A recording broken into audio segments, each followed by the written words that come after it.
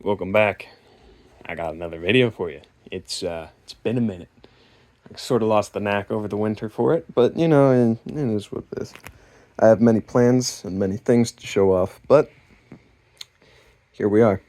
First review in a very long time of a Soviet winter tankerman's jacket.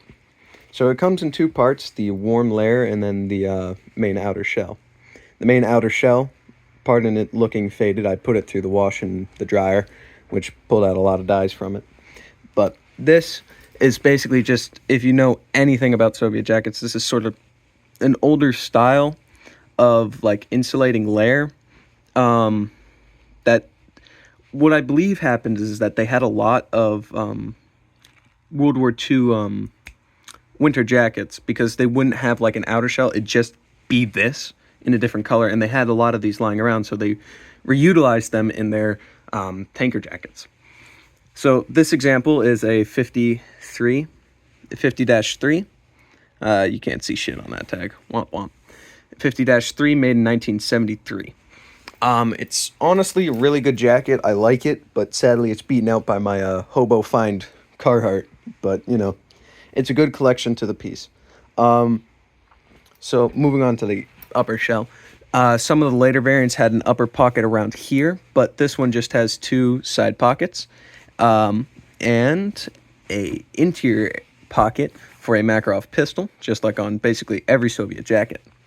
It also has a detachable hood, which is buttoned into the collar, if you can see in here, which you can't really, but womp womp.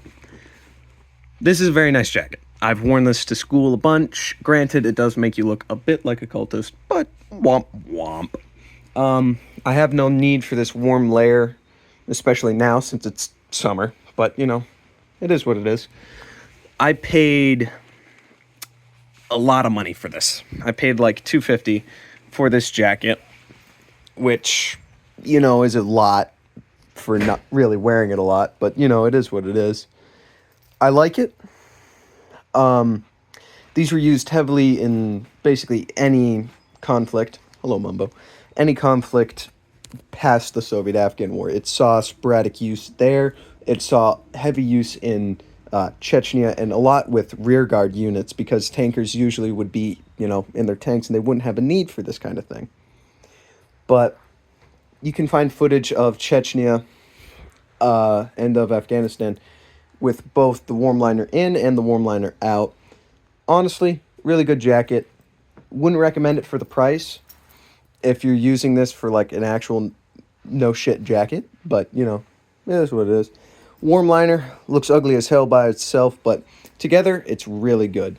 I just haven't the time nor really the care to put it together since it's too damn warm to wear this. But you know, this will come great for next time it gets cold. So yeah, God bless. Have a good day.